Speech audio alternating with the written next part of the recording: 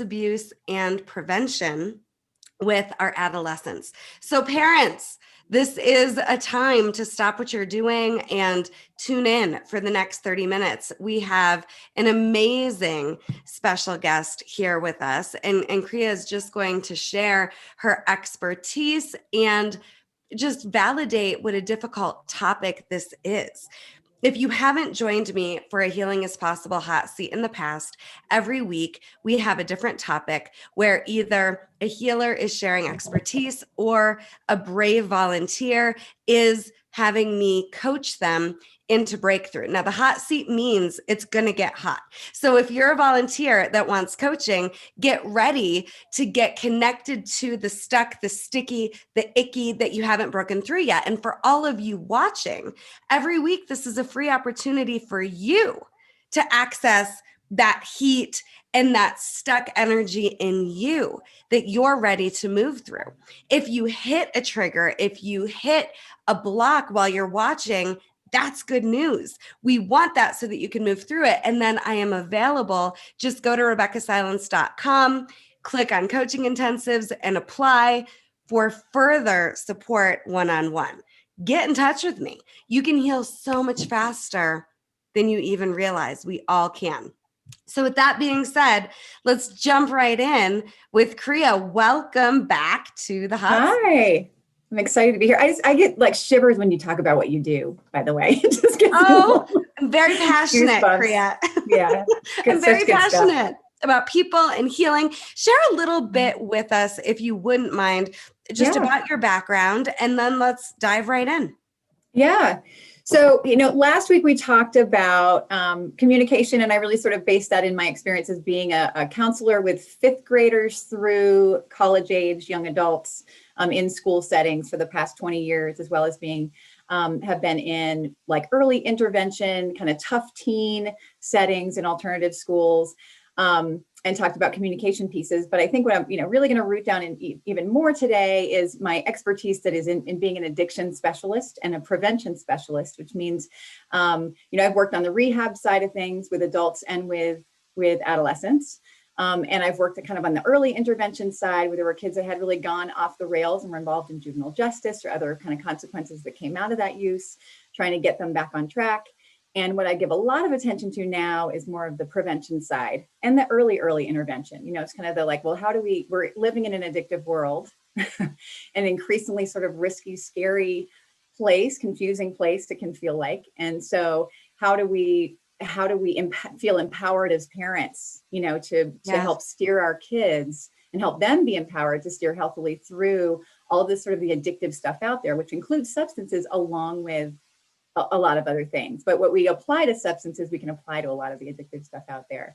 So I do parent coaching and family coaching kind of around this, which is that like, okay, so if you think your kid's at risk, what can you do to really put some plans in place and some structure around it and kind of tighten your kind of addiction proofing system around your kiddo? Or like if you have discovered your kid using something, how can that moment, because it's a really pivotal moment, how can that moment be something that really brings you closer together as a family and stronger and wiser because of that, and gives your kids some resiliency for all that stuff out there versus it being sort of the beginning of a spiral of a tough journey, which like I personally had. I'm going to add that part too, is that I am a recovering addict and I've got 30 years behind me of that journey that where I was in rehab at 19 with multiple addictions, including substances. Well, thank you. I have chills now. Congratulations on your 30 years. And thanks. That's actually yesterday. Oh my gosh. Well, that's a crazy thing. I mean, the journey started, it wasn't a perfect journey. It wasn't perfectly linear. There were some slips and slides along the way, but that's really when it began for me. Well, happy 30 years. Thank you. Let's start with perfect timing. I didn't even think about that. The prevention. I love the synchronicity component. And then let's go into, the reactive element, I guess. Yeah.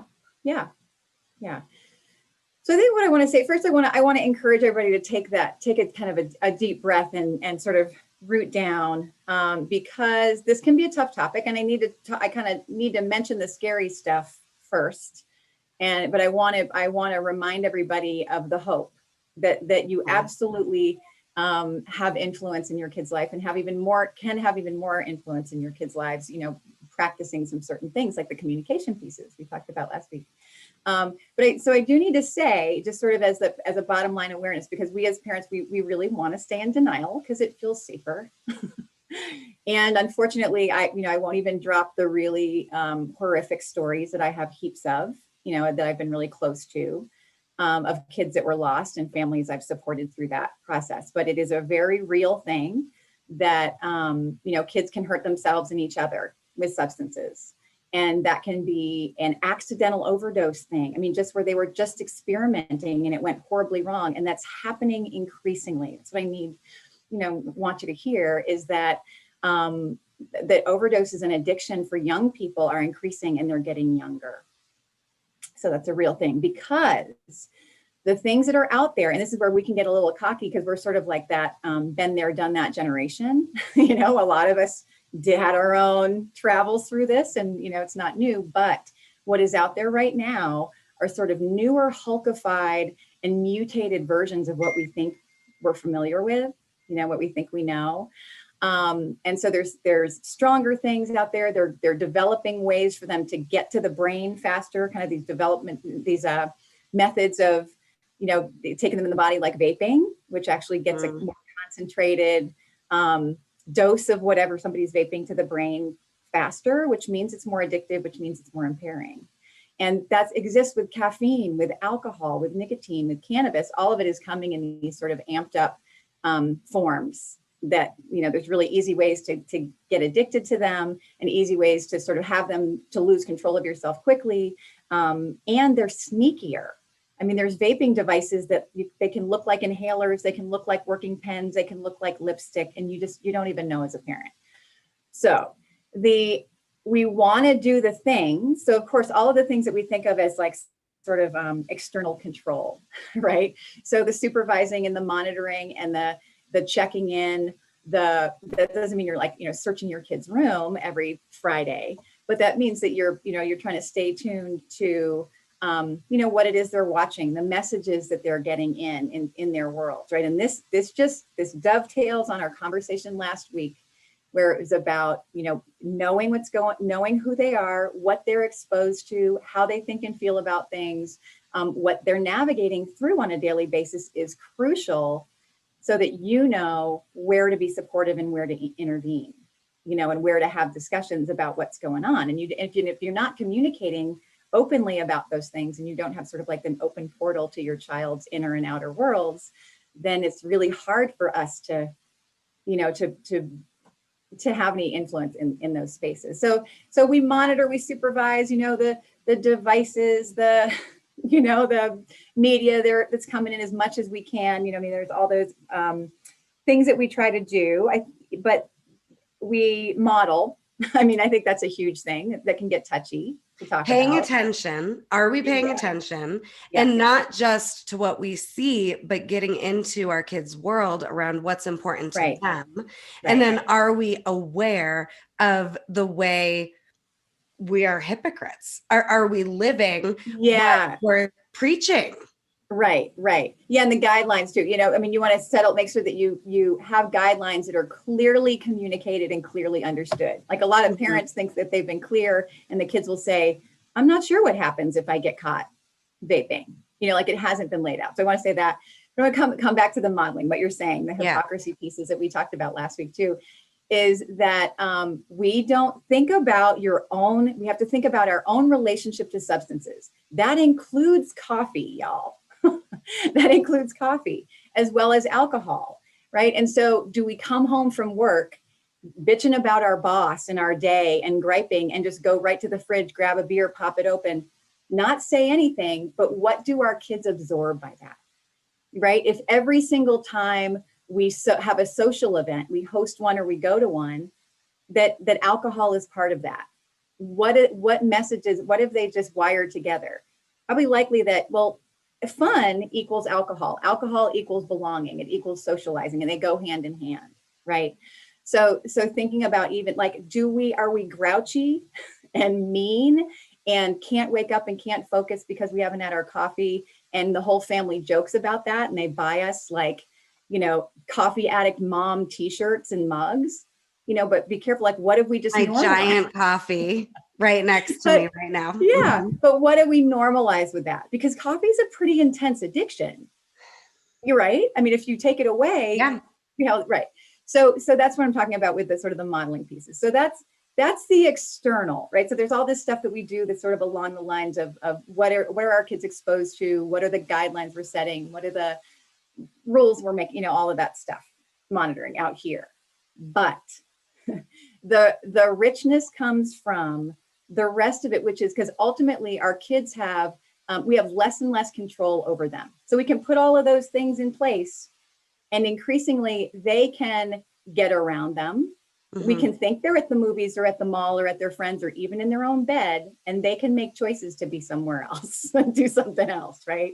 They can get by drug tests. They can get by, right? So we can monitor. We don't want them watching drug content that we're not helping them disassemble on their devices, but they can just hang out with their friend and watch it on their device. So we have decreasing amounts of control over them. So ultimately, it can't be about external control. We have to put a lot of our focus on helping them develop an inner compass. An inner compass is going to help them steer through all of the pushes and pulls and temptations and pressures to be engaging in this stuff when they're not on our watch. And glorification. Oh, right. So that's, so I've got a model that I use around that. I mean, there's some things that I definitely suggest, that we do that. But any comments or questions about well, just share, tell us. Okay. We want them to have an inner compass. How on earth do we support them with that without them going, whatever, you don't know what you're talking about, or you're being over the top, or I just want to be a kid. Just let me be a kid. Right. Give me some freedom. Give me some space. Stop being so up I have to figure this out by myself. Right. So one is just I have a 16-year-old. Yeah, right. I was like, wow, you've got that script really down. Yeah. So the science-based, the accurate science-based information is important. I mean, I want to stress it is not enough, right? So even the schools do drug ed. Let's be clear, the schools that cover this stuff, it is typically really sort of surface skim.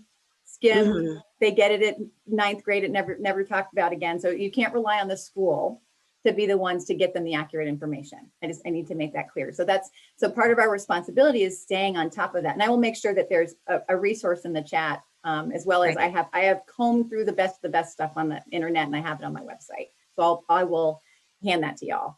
But so we as parents need to make sure that they have the accurate science-based information, because they are swimming in inaccuracies and misinformation from each other. And like you said, from the media messaging that is really normalizing and desensitizing them to substances. And they don't know that today's cannabis, for example, and what they're vaping is a concentrate that we are theorizing is doing significant damage to the brain of a growing adolescent. They have no idea. They don't know it causes depression and anxiety and makes it worse. They don't know that, right? So that information is important, right? Again, so that they are empowered with it, so that they have that to make some good choices, right? They need to know, how do you get through dangerous situations? What do you do if somebody's overdosing? What are signs of that? All of that is sort of like the intel. So they need to have the facts, but that's not enough. That's not enough, because we know that brain development, we talked a little bit about brain development last week too, is that because that prefrontal cortex, that front part of their brain of big picture thinking, is not yet developed until mid-20s, even with the information, they're not going to make awesome choices just based on information. Because you can say, they can know, well, you know what? 1 out of 4 kids who even tries this substance as a freshman in high school gets addicted to it, right? That's what the stats are. Or that 1 out of 15 people overdose from. I mean, they can get the scary statistics, and the adolescent brain is still going to go, yeah, but there's a 9 out of 10. It's way more likely it's just going to be a good time and it's going to be fun. Yeah. I mean, they really actually think hyper rationally. I know it doesn't seem like it, but they're actually hyper rational. Yeah. So the information's not enough. So here's the other pieces that are crucial. Is one is if you're going to say, I mean, yeah, we want to help them delay use as long as possible. That's a prevention cornerstone, because we know that the younger a kid starts to use something, particularly repeatedly, the more likely they are to develop a problem with it. And the worse those problems are, and I was one of those, right? Is they're harder to recover from. You know, people relapse more, right? On and on. They destroy the life more. So we want to help them delay that. So we do all those external control things. You know, we try to keep them away from it. We lock our cabinets, you know, our alcohol cabinets, all this stuff. But we're back to, if we're going to tell them, well, don't do this, then we need to help them figure out how, right? So so peer pressure, so resisting peer pressure and media pressure. So helping them be aware of like what do you actually do in these situations when this stuff comes out, when the person that the people you want to belong with, that you respect, you know, and want to be liked by and approved by, that they're offering this up to you, you know, and it might be fun. And like, I mean, what are the ways that you handle those situations, and brainstorming that a little bit with your kid? Like my son and I, we made some fun out of this. Like I just sort of like with humor, we sat and we were doing something else at the same time. We were probably baking or playing cards or whatever. And we're like, well, what would you say? And we came up with these funny scripts, you know, 99% of them were ridiculous. And then he actually used like 1%. Oh, that's great. Yeah. Right? Which was, my mom's she's like a drug dog. You know, she like sees my pupils from across the room. Like, let them throw you under the bus for one. Like, let them make you the bad guy. I love that. Yeah. Yeah. And if you care about what your kids' friends think about you as being the cool mom, then you got to check that out in yourself. But so let them make the bad guy. So really brainstorming and coming up with some, like, what do you do? And again, what do you do in those dangerous situations? What do you do if your bride is drunk? What do you do if the party's going south and it feels like somebody said the cops are getting called, or something feels people are going to fight? Or, I mean, so talking out those peer pressure situations and those dangerous situations, but also, so disassembling media, which is, again, something else that some schools do better than other schools, because we don't realize, because we talked about this last week, I think, that we're consuming different media than they are. I mean, they're getting really different things, and we don't realize how they are bombarded with these pro-use messages that are targeted to them, particularly the caffeine and alcohol and vaping. Yeah. Is targeted to them. And so if they can understand like how the con job, so you go in on their values, the fact that what do adolescents hate more than being manipulated and controlled, right? Is sort of pulling the veil back on like what the advertising industry does to get them to want to be their lifetime consumers of their product. They use psychologists. Jewel ads in particular use these people that look like they were 18 with piercings and spiky hair and mini skirts, and like that's how they hooked 1 out of 4 of our high schoolers. So that pisses them off. This is really good, Kriya. This is really good. And if we can just, as parents, get out of fear and look at the reality, then we can really support our kids in looking at the reality. Yeah. And those conversations. Yeah. And so it doesn't need to be, I mean, I think, when we talk about prevention and helping to instill the inner compass piece that we're sort of working on, it's also, I think, important to remember it doesn't happen in like the talk. It's not like the scary sex talk that some people have gotten where you're like, okay, Sunday at 5, we're going to sit down and talk about drugs. Don't do that, because your kid will be like, didn't you have COVID? Like, lick me so I don't have to be at this conversation. So it has to be organic.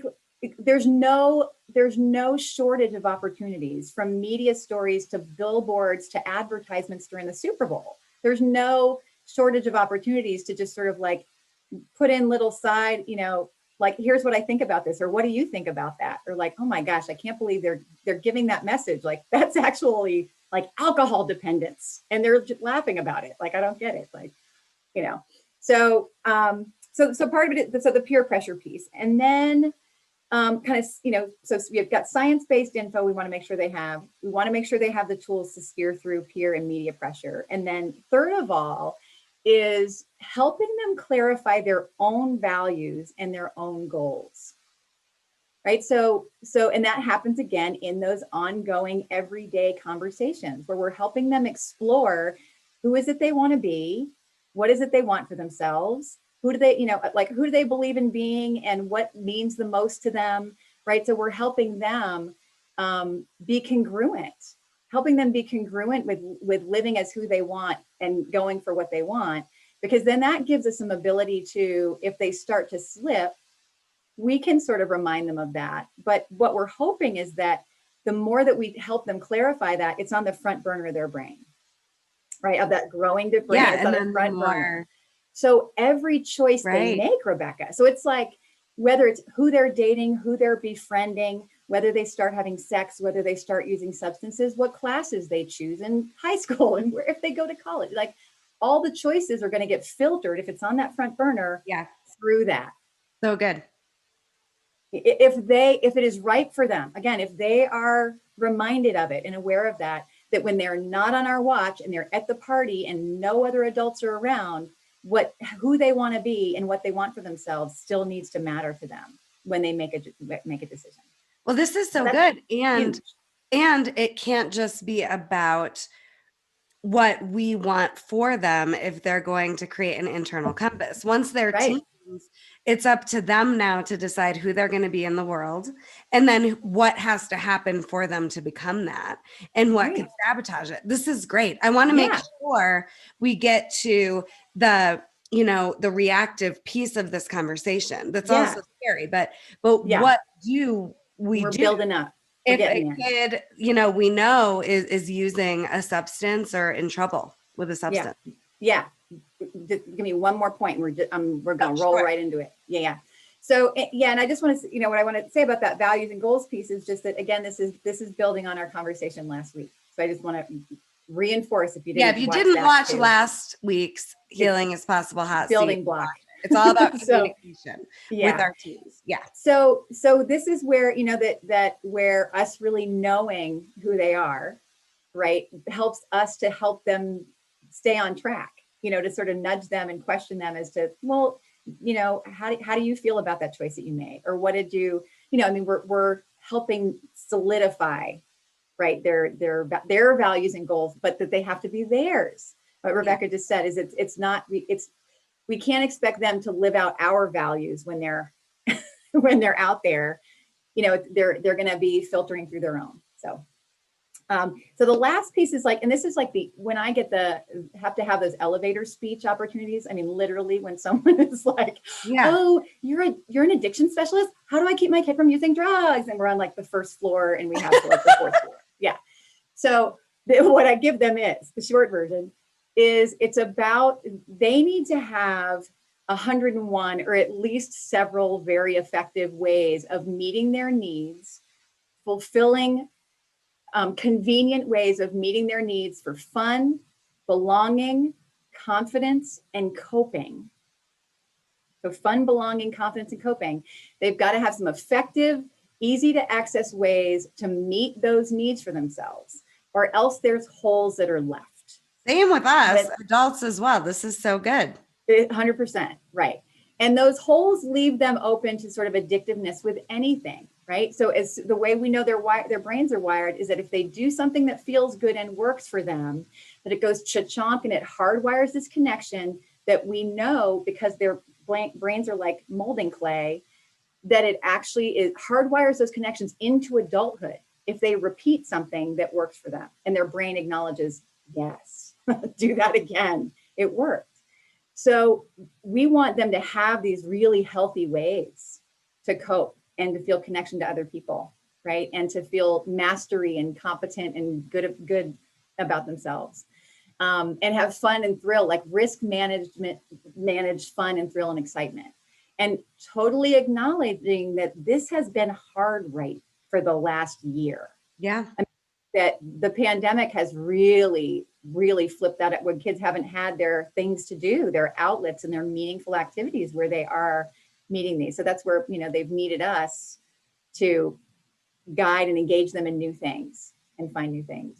But if those holes are there, it doesn't matter whether it is attention from a guy, or it is food, or it is media, social media, or it is porn, or it is a substance. If that hole is there and something fills it, they're gonna attach to it and wire some connections around that. So that's just, that's again, the short version, right? Is that we want to help them find ways to meet those needs that aren't our favorite things and work for us. We can introduce those and experiment with them, but they have to work for them and be easy for them to access. I grew up literally living in a bar and a restaurant. So when I had all of my tough feels and all of my angsty teen stuff, guess what I reached for that was right there, and it worked. So those became my addictions. Mm-hmm. All right, so that's the prevention piece in a super skimmed. Right. No, we don't get to everything in the hot seat, but we do. I know. Movement. Yeah. And I'll make sure that you've got some places to go to follow up on that too, and follow up with me also if you want to. Right. But wrapped around all of that is the pieces that we talked about last week. Again, is our relationship. So we are not going to be influential in imparting what we know about, the latest drug intel, or about guiding them with their values and their goals, or helping them give some ideas to fulfill their needs, if we don't have connection and trust and respect from them, right? So that's got to be an open dialogue. So it's got to be interweaving through all of these things. They're not going to stick. Yeah. So the pieces come. It sounded like what that you want to talk about, like, so what happens when? Right. And our last few minutes here, I just think that's really important. Yeah. So what happens when is the responding to use pieces. So we're gonna pull out some of those skills that we talked about last week, the communication basics, which were really about approaching, and this is what's hard. I totally get it, is not being reactive. It is so hard.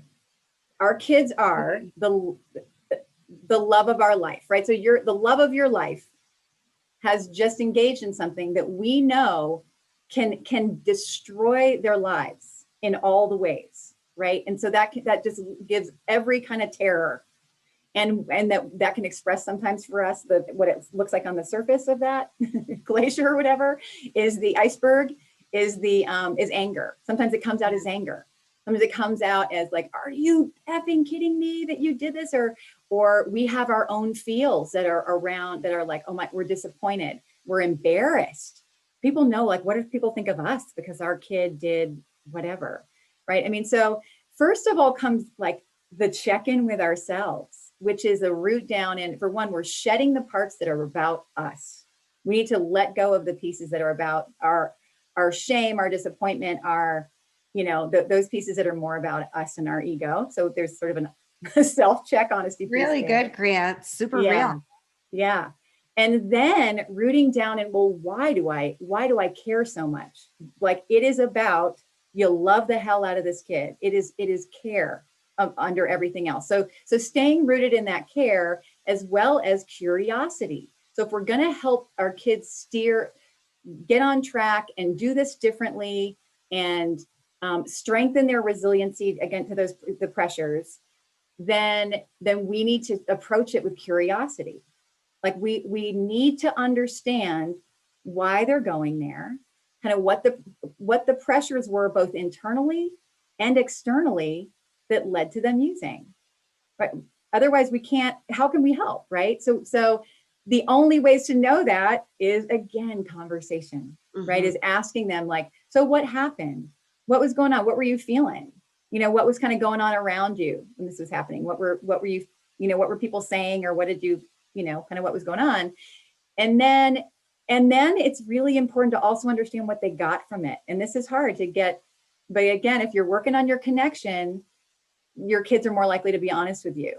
Because knowing kind of that level of intervention, if they say that it really worked for them, that it did something, it like, I feel really awkward, like socially. And when I had a couple of drinks, I didn't feel so awkward.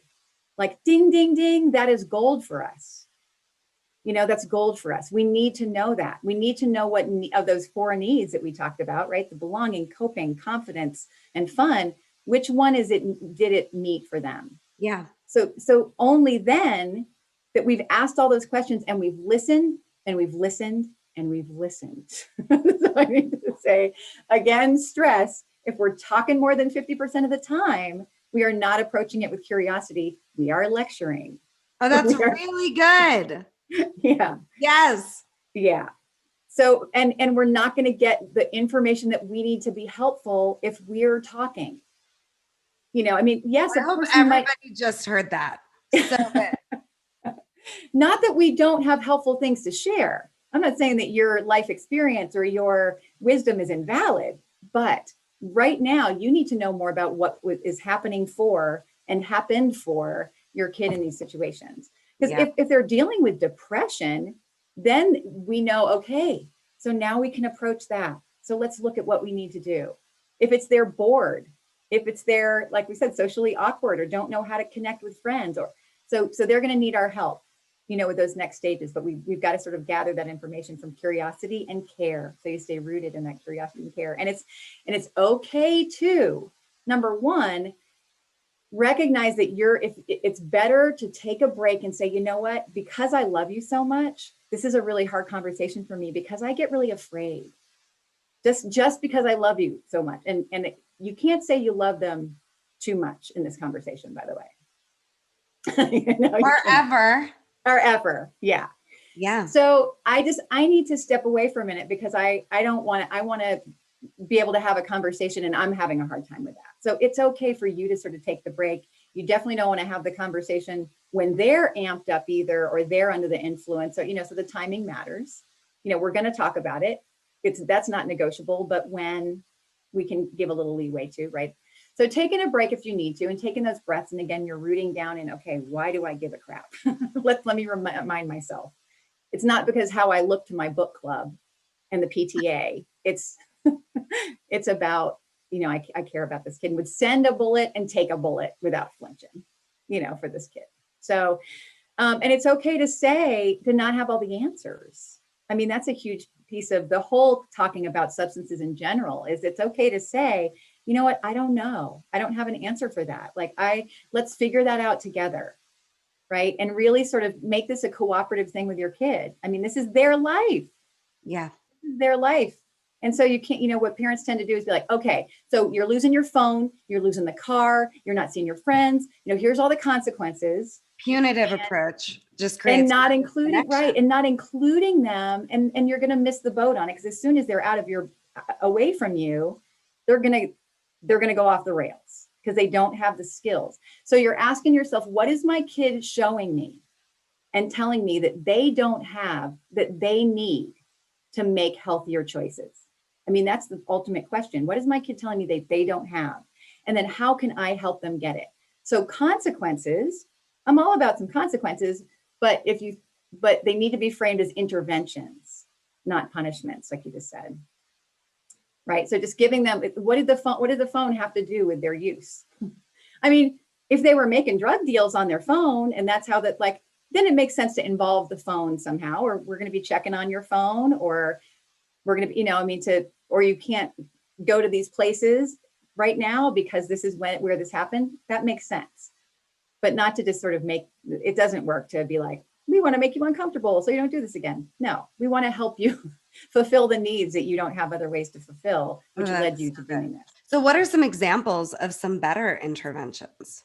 So better interventions. So I've seen kids having them do some research, like you clearly, you went out and you bought this thing, you got a Xanax from a friend of a friend of a friend, and them not knowing that they are increasingly being made counterfeit style. This is the other super scary thing, is that things are being made meth lab style in people's homes more and more often. So even prescription pills, there's punches. I can go online for $300 and buy everything I need to make a counterfeit pill business at home. And it can look like an Oxycontin and look like a Xanax and be stamped out exactly the same way. And we just had 25 overdoses in my community from a bad batch. 9 of them died. And one of them was a kid I was close to Oh, at great. 19. So it's a thing. It's a thing. Sorry to come back to the scary, but maybe your kid doesn't know that. It's real though. Right. So maybe, having them sort of engage in some research and reading some of these stories and getting some of that, the science-based research that they might not be getting in schools and that you might not even know, maybe you can learn it together, right? Maybe you can learn it together. So researching, getting the facts might be a consequence. Yeah. You need to know so that they know how to steer themselves better, right? And it might be counseling. And I hate to think of counseling as like a consequence, but again, it's all in how you frame it.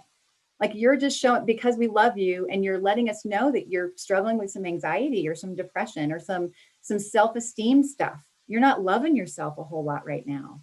And we want to get some help with that from somebody that can coach you better than we can do because they're an expert at it. So we're gonna help you do that. And you don't, it's not negotiable whether you do it or not, because if you hurt yourself physically, we'd also take you to the doctor if you had something. But how we do it is you can have some say in, who you choose, whether you connect with that person, so you give them some agency.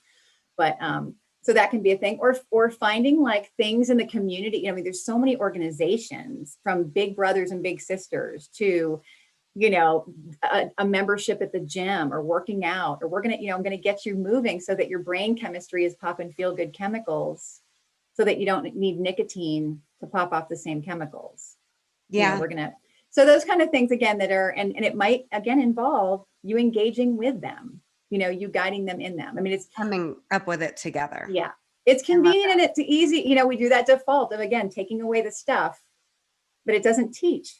Right. We need and it's worse than that. It creates disconnection, which only exactly.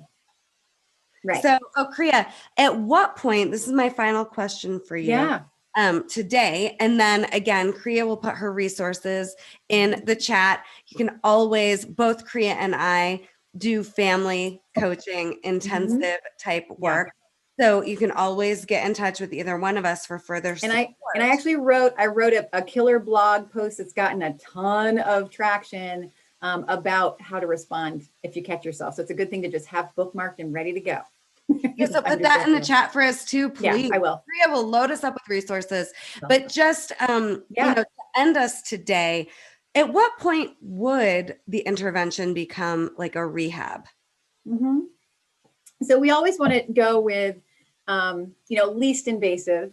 So, because sometimes parents, I deal with the whole spectrum, right? There's underreaction where I'm like, well, actually, this isn't normal, or this could go horribly wrong, or it's kind of destroying your kid's brain. So it's more concerning. Or there's parents that are like, oh my gosh, we just need to get him in rehab right away, just so it doesn't go in this direction.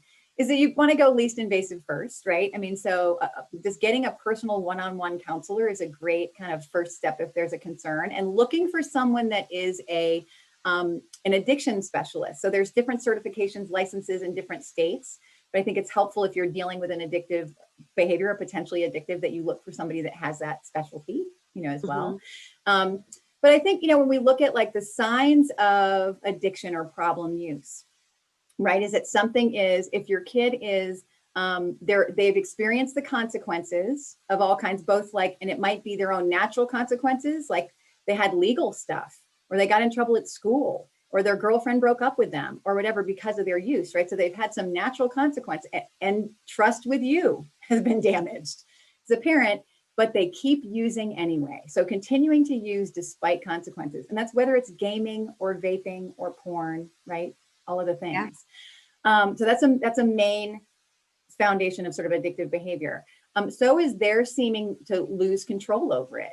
So maybe it's not in line with their value system and their goals, right? They've kind of said that out loud. They're trying to make some boundaries around it and say, and they really look you in the eye, and they're committed to making changes in it, and they can't seem to turn it down.